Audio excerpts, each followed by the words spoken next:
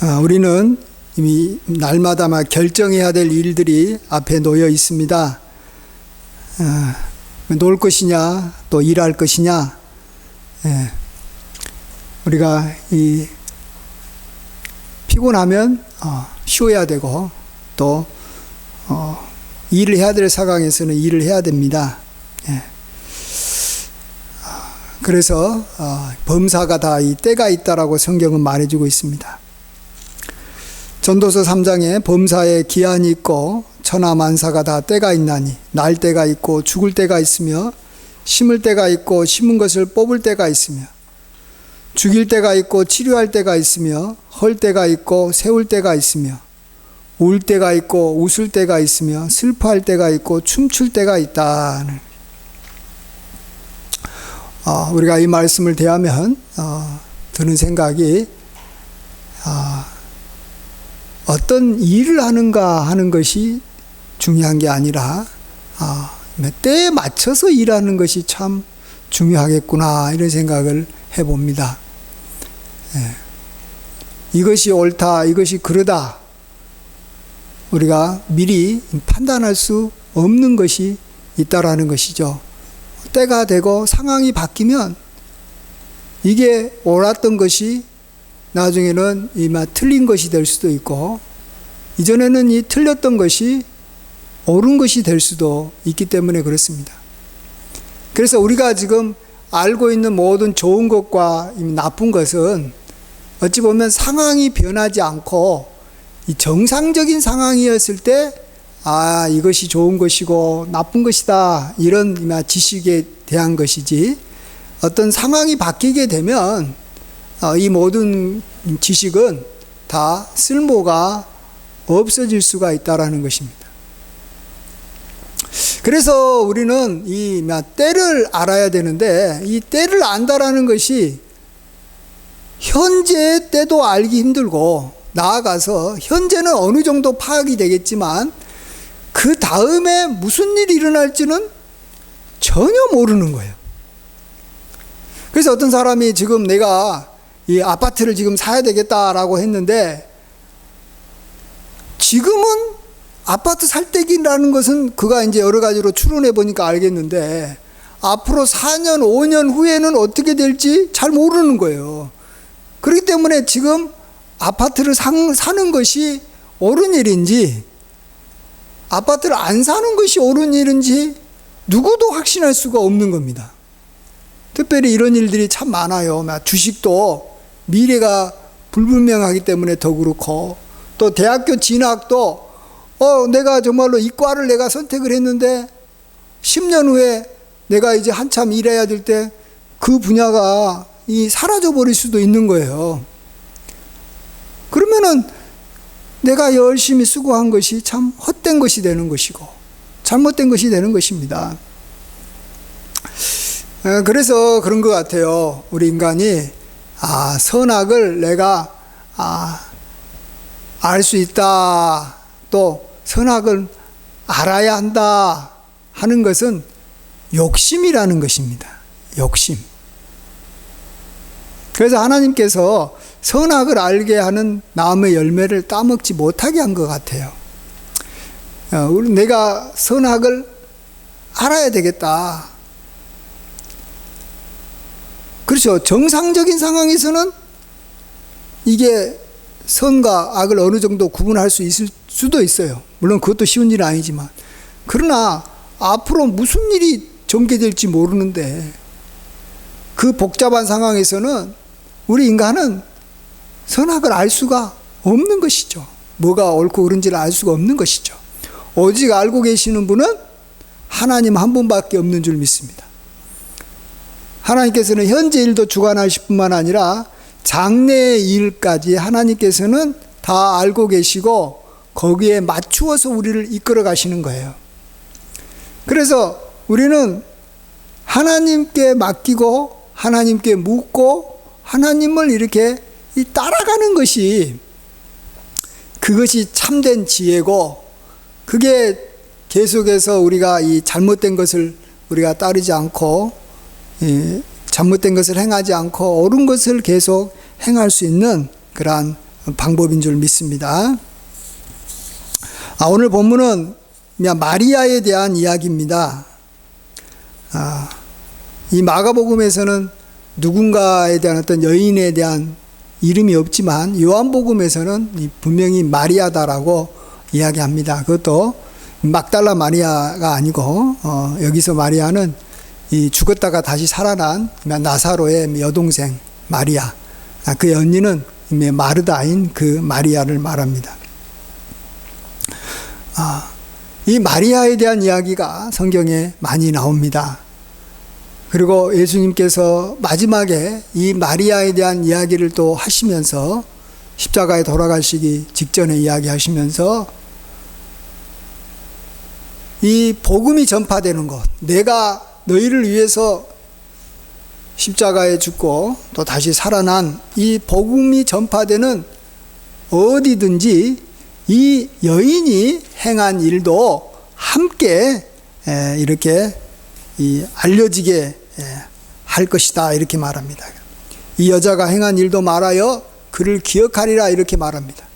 그럼 우리는 여기서 그냥 이렇게 마리아를 기억해라, 뭐 이런 뜻도 있을 겁니다. 마리아가 이렇게 참 좋은 일을 했고 옳은 일을 했기 때문에 마리아를 기억해서 마리아를 이렇게 높여라, 뭐 이런 의미도 있겠지만, 그보다 더 중요한 것은 이 마리아가 행한 것을 잘 생각해서 우리가 이 마리아와 같이 행동을 하고 또 마리아와 같은 사람이 있었을 때 그를 책망하거나 비난하지 말아라는 뜻입니다. 예. 그래서 우리는 이 마리아를 통해서 참 어려운 것이지만 하나님이 기뻐하시는 것이 무엇인지를 우리가 정확하게 알아야 된다는 거예요. 그래서 복음을 듣는 모든 성도는 복음과 함께 같이 기억하고 알아야 될 중요한 진리가 이 마리아가 행한 일을 통해서 우리에게 이 하나님께서 알려주시겠다라는 거예요. 그래서 우리가 이 본문은 굉장히 중요한 겁니다. 예수님께서 십자가에서 돌아가셨다라는, 우리를 위해서 십자가에서 돌아가셨다라는 거, 이건 너무너무 놀라운 진리 아닙니까? 그만큼 이 복음과 함께 우리가 알아야 될 굉장히 중요한 진리가 이 마리아를 통해서 우리가 깨닫고 배워야 된다는 것입니다. 저는 지금까지 마리아에 대한 설교를 많이 했지만 하나님께서는 끊임없이 이것에 대해서 굉장히 관심이 많으시구나 하는 것을 느낍니다. 그런 면에서 하나님, 우리는 참 지혜가 부족합니다. 이 마리아를 통해서 하나님께서 지혜를 주시옵소서.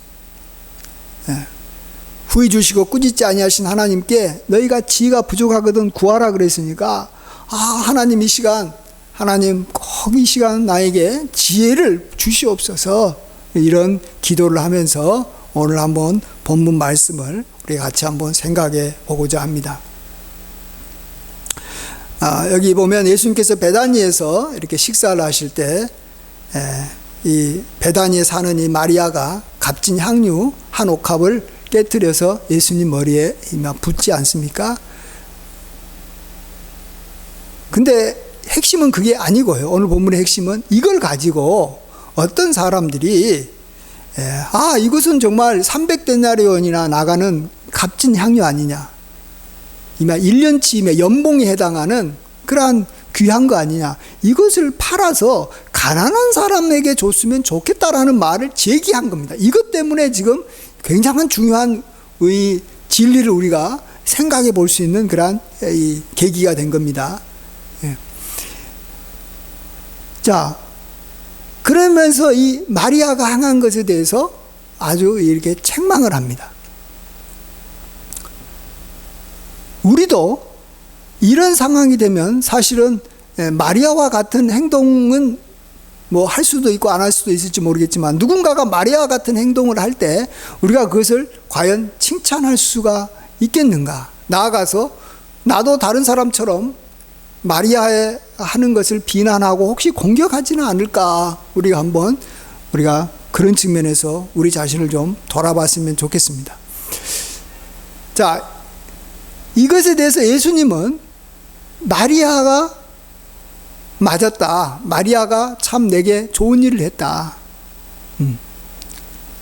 그러면서 그 이유를 이야기하십니다. 그것은 지금이 어느 때냐라는 것을 이야기하십니다. 지금이 어느 때냐라는 것. 가난한 사람들은 항상 너희와 함께 있어서 언제든지 그들을 도울 수 있지만 지금 나는 지금 십자가에 곧 목매달아서 십자가에 못 박혀서 지금 죽으러 가는 이제 이미 며칠 안 남은 그러한 시기다. 근데 그것을 이미 예루살렘에 있는 사람들은 대체적으로 알 사람들은 알았다라는 것입니다. 여기 보시면 오늘 본문 제일 앞에 1, 2절 보시면 이 대제사장들과 서기관들이 예수를 흉계로 잡아 죽일 방도를 이미 구하고 있었습니다. 근데 이제 유월절에 하려고 했는데 유월절에는 혹시 예수님을 따르는 사람들도 많기 때문에 밀란이 일어날까 해서 이 명절만은 하지 말자. 그 말은 어느 정도 그런 분위기가 이게 되어가고 있다라는 것입니다. 그리고 예수님께서도 이번 이 명절 6월절에 내가 예루살렘에 올라갔을 때 대지상들과 서기관들이 나를 죽일 것이다. 그리고 나는 3일 만에 다시 부활할 것이다. 분명히 예수님께서 몇 번 언급하셨습니다. 이 상황을 지금 정확하게 알고 있는 사람이 마리아라는 것입니다. 그리고 나머지 사람들은 예수님이 말했던 대제사장들과 서기관들이 뭐 그런 것을 꾸몄던 주변에서 이야기했던 신경도 안 쓰고 귀를 닫고 있어요. 예수님 같은 분이 그렇게 예수님을 따르는 사람도 많고 호산나 하면서 예수님을 옹호하는 사람도 많은데 뭐 함부로 하겠어? 죽이겠어? 진짜 죽이기가 힘든 상황입니다. 그래서 대제사장들과 서기관들도 이렇게 밀란이 일어날 것 같으니까 함부로 죽일 수는 없다. 그러나 죽일 방도를 구하고 있었던 것이죠.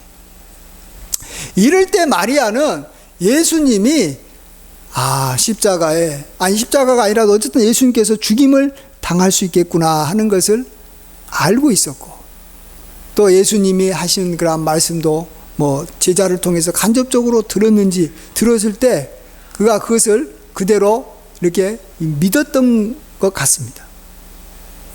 그래서 이 마리아는 지금 예수님께서 하신 대로 장례를 미리 준비한 거예요.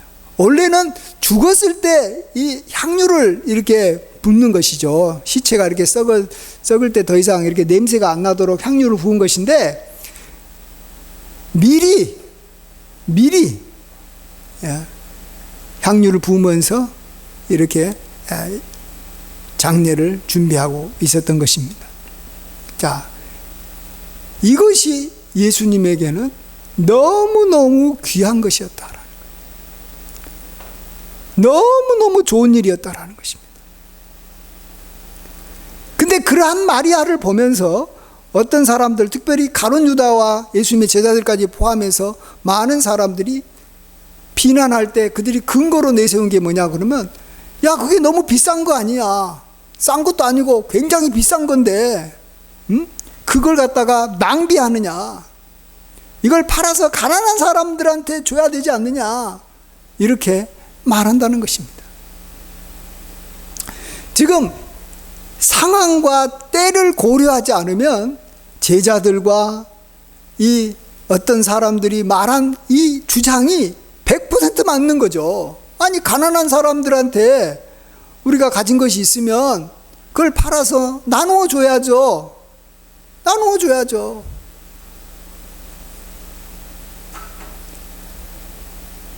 그런데 상황을 전혀 파악하지 못하고 때가 어느 때인지 하나도 모르는 상황에서 그 상황을 정확하게 알아서 그 상황에 가장 적합하게 대처하는 이 마리아를 비난하게 된다는 것입니다.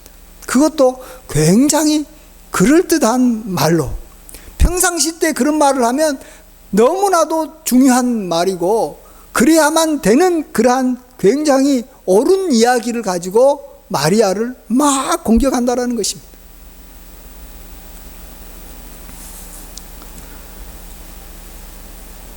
그래서 우리는 참 이 옳고 그름 또 선악을 판단하는 것이 굉장히 어렵지만 우리가 알고 있다라고 생각하지 말고 모든 일은 이 때와 상황에 맞추어서 우리가 이것을 판단해야 된다라는 것. 우리가 지금까지 이 뭐 세상에서 배우고 학교에서 배우고 성경에서 배웠던 이 지식 가지고 쉽게 적용하지 못하는 상황들이 계속해서 터진다라는 걸 아셔야 됩니다. 정말 예상치 못한 일이 우리나라에 이번에 코로나를 통해서 이루어졌고 또 예상치 못한 일이 내일 또 모레도 내년에도 계속해서 터지는 상황에서 우리가 지금까지 내가 이전에 알고 있었던 선한 일을 내가 계속하면 그게 옳은 거겠지. 이렇게 단순하게 생각을 해서는 우리가 정말 이 진짜로 상황을 알아서 선한 일을 하는 사람을 공격하고 그들을 괴롭히는 그러한 사람이 될 수도 있다라는 것을 우리가 먼저 알아야 되는 것입니다. 우리는 때를 파악하기가 힘듭니다. 그렇지만 하나님께서 또 은혜 주시면 때를 파악해야 되겠죠. 지금이 어느 때인가? 지금이 무엇 할 때인가? 지금이 나무를 심을 때인가? 나무를 뽑을 때인가? 지금은 평화로울 때인가? 전쟁할 때인가? 심지어 사람을 죽이면 전혀 안 된다라고 우리는 배웠지만 전쟁 때는 사람을 죽여야지 영웅이 되는 겁니다. 그런데도 어떤 사람은 적군이 나타나는 걸 보고 어떻게 귀한 생명을 내가 해치냐? 왜 이렇게 해가지고 뭐 어떤 종교는 아예 군대도 안 간다 그러는 거예요. 너무 단순한 거예요. 모든 선악은 때에 맞추어서 이게 선이 되고 악이 되는 것이지 영원 불별한 그러한 선과 악은 없어요. 그렇다면 다 모든 사람들이 다 이미 도덕 시간에 배우고 또 뭐 우리 조상적부터 배운 수많은 진리 성경에서 알고 있는 지식 가지고 살면 다 선을 행하며 살 수 있겠죠. 왜? 이게 선이다 저게 옳은 것이다 라는 이야기 얼마나 많이 들었습니까? 그대로 살면 되죠. 그러나 그대로 산다고 해서 우리가 선을 행할 수 있는 것은 아니라는 것이에요. 예.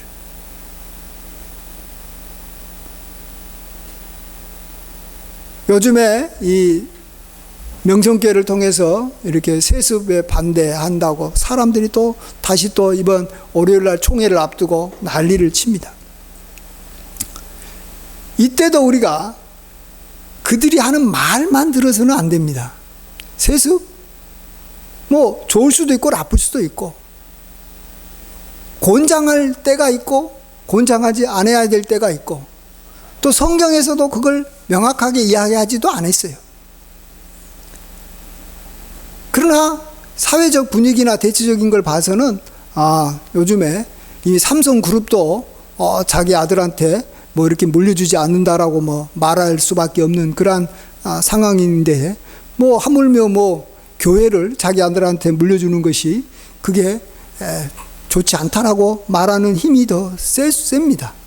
또 그런 것이 또 어느 정도 일리가 있습니다. 근데 이것을 말하는 이 타이밍이 어떤 타이밍이었느냐가 중요합니다. 특별히 우리 통합 측 총회에서 이 문제가 거론돼 가지고 이 문제가 지금 굉장히 계속 이렇게 심해지고 있는데 그 문제가 언제 제기됐습니까? 그때가 어느 상황이었습니까? 이제 김삼환 목사님이 이제 임기가 맞춰져서 그 아들에게 또 아니면 누군가에게 후임에게 이렇게 자리를 내줘야 될 상황이었습니다. 그때 이 문제가 터진 겁니다. 그것도 1년 바로 앞둔 바로 그 전 회기에서 정말로 세습이 문제된 겁니까? 아닙니다. 명성교회 자리가 문제인 것입니다. 정확하게 파악을 해야 됩니다. 명성교회 자리를 누가 차지하냐 문제인 것이지 세습 문제는 아니었어요. 그렇기 때문에 세습 200명 이하인 교회, 미자립교회 다 해도 괜찮아 이렇게 말하지 않습니까? 그리고 요즘에 명성교회 말고 다른 교회에서도 또 그렇게 해도 별 사람들 말 안 합니다. 특별히 우리 통합 측 교단하고 감리교단 빼놓고는 그 어느 교단에서도 이 문제에 대해서 언급도 안 합니다. 왜요? 세습에 대해서는 이러면 이런 것 같고 저러면 저런 것 같고 잘 모르겠다라는 거예요. 그런데 우리 총회에서 또 통합 측에서 이것에 대해서 문제를 제기한 사람들은 확실하게 마음을 두고 있는 것은 뭐냐 그러면 명성교회 저 자리는 딱 정해진 사람이 차지하면 안 된다. 나하고 관련된 사람이 차지하든지 또 뭐 이렇게 해가지고 나도 명성교회를 통해서 좀 이익 좀 얻고 싶다. 이런 생각 때문에 그 문제에 대해서 그렇게 난리치는 겁니다. 오늘 이 본문의 상황에서 지금 이 가난한 사람들에게 나눠주는 것이 참 좋다라고 지금 누군가가 이야기했는데 이것을 요한복음에 보면 가룟 유다가 이야기했다라고 말합니다. 가룟 유다가 먼저 선동했다라는 거죠. 그러면서 가룟 유다를 뭐라고 표현하냐 그러면 그가 이 돈을 이렇게 관리하는 사람이었는데 그가 자꾸 이 돈꾀에서 돈을 훔쳤다라는 거예요. 그런 가룟 유다예요. 가룟 유다는 돈에 굉장히 관심이 많은 거예요. 그리고 돈이 많으면 훔치기가 편합니다. 돈이 뭐 이렇게 적으면 내가 거기서 빼면 금방 이게 들통이 드러나는 거예요. 자, 이랬을 때 가룟 유다가 왜 이때 문제를 제기했겠습니까? 그 상황이 어떤 상황이었습니까? 저 여인이 이 엄청난 돈, 뭐 이렇게 뭐 수천만 원, 심하면 1억에 가까운 이 돈을 그가 팔아서 가난한 사람한테 나눠준다고 하면 그 여인이 어떻게 가난한 사람들을 다 나눠줄 수 있겠습니까? 그것을 예수님과 그의 제자들에게 맡길 수밖에 없는 것이고 그 많은 돈을 이제 가룟 유다가 자기가 돈 맡은 사람이니까 관리하게 되죠. 그러면 많은 돈이 들어왔기 때문에 그가 그 많은 돈 중에서 일부를 자기 것으로 인마이 뽑게 돼도 그렇게 사람들 눈에 안 보이는 거예요. 진짜 가룟 유다는 돈에 관심이 많았던 사람이에요. 그렇기 때문에 그 문제를 제기한 거예요. 그 원인이 뭔가를 우리가 파악을 해야 되는 것입니다. 그냥 그 사람이 하는 말이야 맞죠, 말이야 맞죠. 왜 그랬는지를 알아야 되는 것이죠. 가룟 유다는 돈 때문에 그러는 거예요. 많은 사람들이 돈 때문에 하는 거예요. 돈 때문에. 뭐 다른 사람들이 어쨌다느니 뭐 주장하고 뭐하고 하지만 결국은 돈 때문에 움직이는 거예요. 자기가 돈 때문에 그러니까 다른 사람도 돈 때문에 그런 줄 알고 막 공격하고 이런 것을 우리가 파악을 해야 되는 것입니다. 저와 여러분에게 하나님께서 그것을 잘 볼 수 있는 그러한 시야, 이 시대를 분별할 수 있는 눈, 상황이 어떤 상황인지를 알 수 있는 그러한 이 분별력, 이것을 하나님께서 미리 알려주시고 보여주시기를 간절히 축원합니다. 예. 하나님이 주시지 않으면 절대로 보지 못합니다. 그래서 이 향유를 이 예수님에게 머리에 부었던 그것에 대해서 그 어떤 누구도 이 여인을 칭찬한 사람이 없고 모든 사람들이 다 눈이 멀어가지고 지금 때가 어느 때인데 지금 예수님께서 지금 참 마음에 고통스럽고 우리가 겟세마네 동산에서 보면 알듯이 아버지여 할 수만 있거든 이 잔을 내가 이렇게 마시지 않게 해달라. 그러나 아버지의 뜻이면 내가 마시겠다라고 하면서 이 정말로 굳게 결심하고 나아가는 이 상황에서 그것에 대해서 조금이라도 위로가 될 수 있는 행동을 하고자 하는 이 마리아, 이 귀한 마리아를 사람들이 막 공격한다라는 것입니다. 그것도 굉장히 그럴싸한 말로 자기의 모든 욕심을 완전히 가리고 공격하는 것입니다. 그래서 우리는 이 선악을 알아간다는 것, 옳고 그름을 판단한다라는 것, 이것을 우리가 직면하게 되면 반드시 기도해야 됩니다. 하나님, 이거 어떻게 하는 것이 하나님께서 원하시는 것입니까? 뭐가 옳은 것입니까? 나는 앞으로 무슨 일이 벌어질지 모르겠습니다. 모르잖아요. 우리는 무슨 일이 벌어질지 모르는 거예요. 그런데 하나님은 아시지 않습니까? 하나님이 알려주시면 내가 옳은 일을 하는 것이고, 하나님께서 알려주시지 않으면 지금 옳다고 하는 것도 다 나중에는 헛일이고, 그 때문에 내가 참 어려움을 당하게 됩니다. 하나님, 내 갈 길 인도하여 주십시오. 보여주십시오. 이러한 마음을 가지고 우리가 하루하루 또 어떤 사건들을 우리가 대해야 될 줄 믿습니다. 아멘. 마지막으로 하나만, 우리가 어떤 일을 판단할 때 우리가 생각을 해봐야 되는 것은, 우리가 뭔가를 결정할 때 중요한 기준이 뭐가 돼야 되느냐 하는 것이죠. 하나는 아까 상황이라 그랬어요. 때가, 타이밍이 어떠냐, 분위기가 조금 있는 미래에 무슨 일이 벌어질 거냐, 여기까지 예측하는 것. 또 하나는 이 일이 사람에게 내가 관심을 가지면서 하는 말이냐, 아니면 정말 하나님을 기쁘시게 하려고 하는 것이냐 하는 면에서 생각을 해야 된다라는 것이죠. 예수님도 분명히 이 마리아가 행한 것을 칭찬하면서 하는 말이, 그가 내게 좋은 일을 했다라는 거예요. 나한테, 예수님에게. 우리는 그걸 보면 예수님이 되게 예수님 중심이네. 뭔가 예수님도 우리 인간에게 뭔가 손을 베푼다고 하는데 자기가 기쁨을 얻으려고 했을까? 이런 생각도 할 수도 있는 거예요. 그리고 우리는 그냥 사람을 위해서, 가난한 사람을 위해서, 불쌍한 사람을 위해서 하면은 모든 것이 100% 좋은 줄로 아는데, 거기에 항상 함정이 있다라는 것을 아셔야 됩니다. 우리는 하나님을 위해서 살아가기가 굉장히 어려운 사람입니다. 왜 그런지 아십니까? 하나님은 눈에 보이지 않기 때문에 그렇습니다. 근데 사람은 늘 내 눈에 보입니다. 여기도 사람이 보이고, 저기도 사람이 보이고, 저기도 가난한 사람이 보이고, 저기도 부유한 사람이 보이고, 여기도 권세 있는 사람이 보이고, 친한 사람이 보이고, 미워하는 사람이 보이고, 사람이 늘 눈에 보여요. 그래서 사람 중심으로 살아갈 수밖에 없어요. 세상 사람들은 하나님에 대해 알지도 못하고 전혀 보지도 못하니까 100% 사람 중심으로 해가지고 사람에게 좋으면 오케이, 사람한테 틀리면 틀렸다라는 거.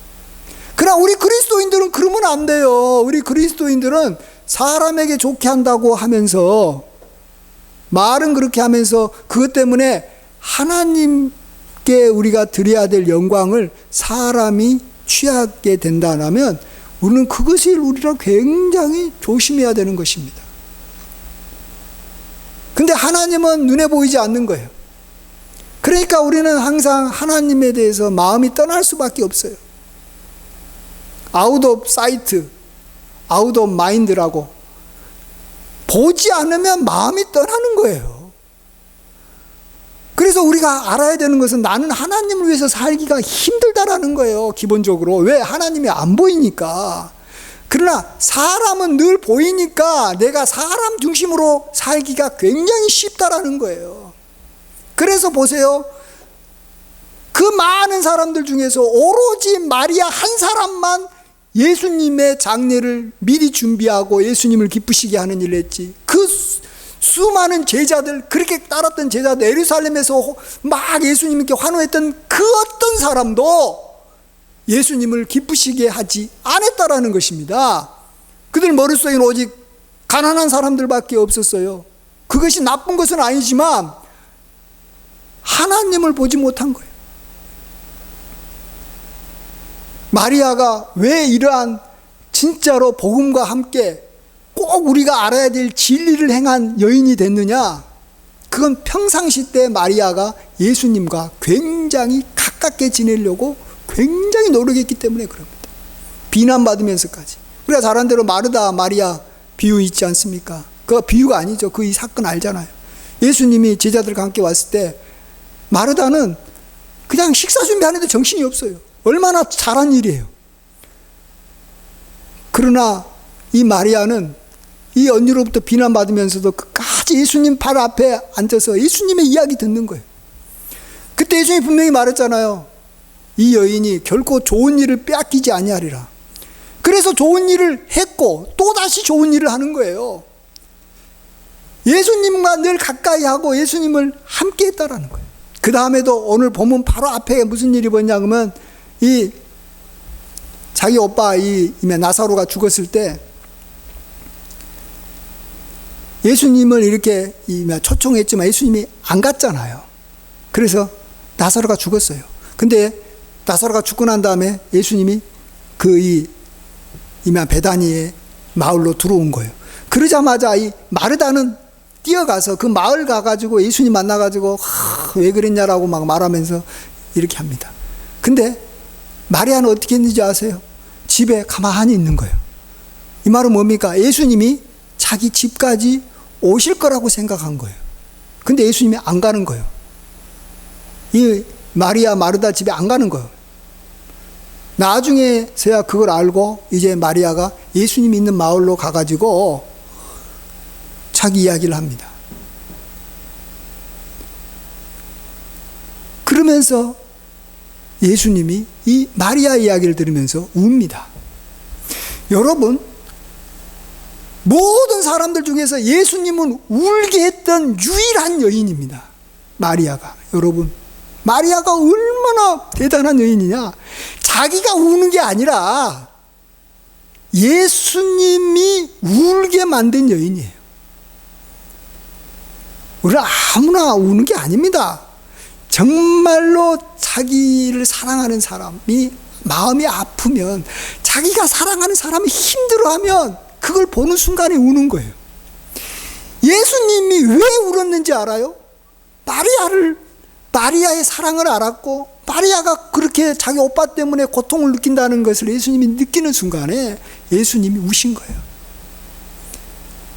그 예수님을 울게 한 여인이에요. 그래서 바로 그 자리에서 예수님은 이제 이 길을 돌려가지고 이미 나사로를 살리러 가지 않습니까?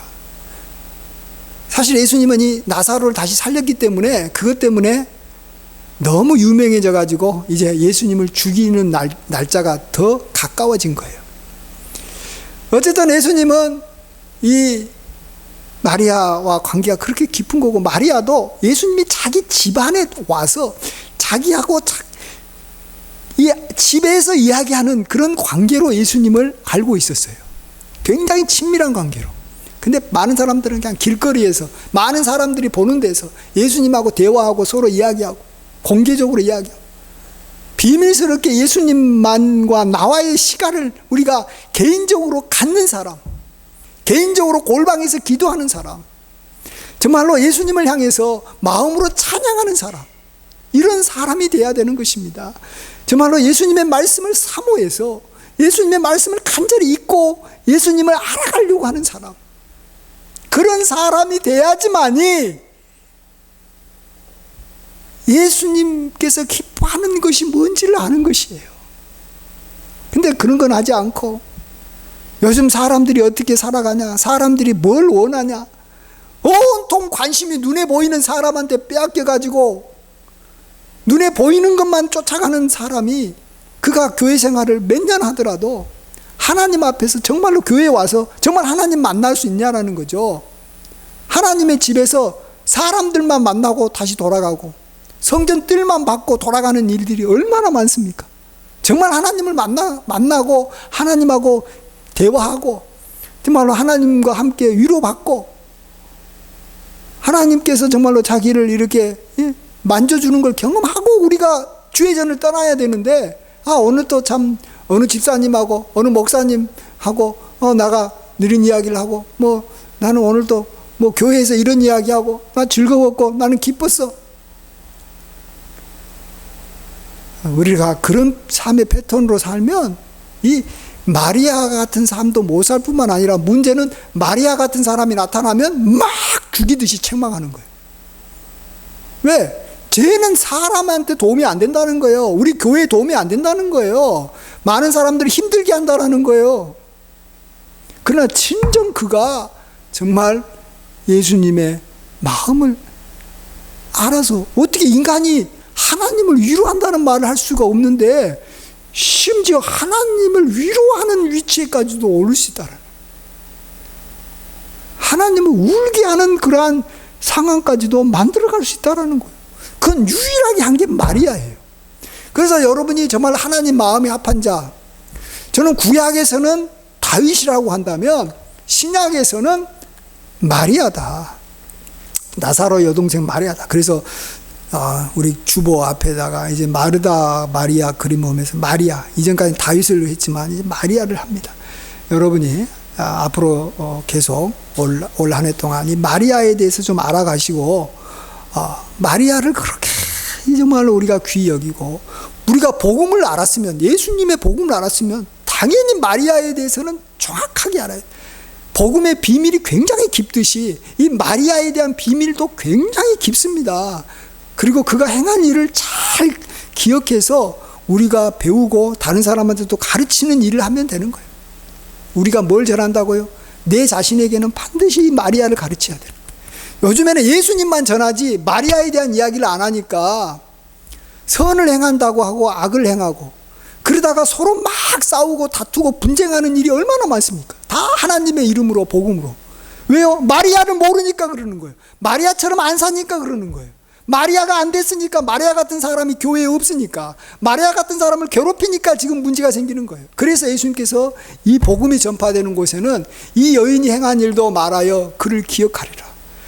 이것은 그냥 설교 시간에만 기억하는 게 아니라 예수님의 십자가가 늘 기억나듯이 마리아가 늘 여러분과 마음속에, 제 마음속에 기억나야 되는 것입니다. 365일 24시간 항상 마리아가 예수님만큼 기억나야 되는 것입니다. 그래야지만이 우리가 하나님을 기쁘시게 할 수 있고, 사람들하고 싸우지 않게 되고, 선악을 잘 어느 정도는 분별할 수 있고, 우리가 정말 이렇게 복되게 살아가는 사람이 되는 줄 믿습니다. 이러한 은혜가 함께 하시는 저와 여러분 되시길 간절히 축원드립니다. 기도합니다. 아버지 하나님, 우리가 마리아에 대해서 우리가 잘 알게 도와 주시옵소서. 예수님이 정말로 귀하게 여기고 복음이 전파되는 곳에는 이 여자가 행한 일도 말하여 그를 기억하리라 하였사오니, 우리가 예수님에 대해서 이야기하는 것만큼 이 여인에 대해서도 항상 우리가 이야기할 수 있는 저희들이 될 수 있도록 은혜 내려 주시옵소서. 예수님의 귀하신 이름으로 간절히 기도하옵나이다. 아멘.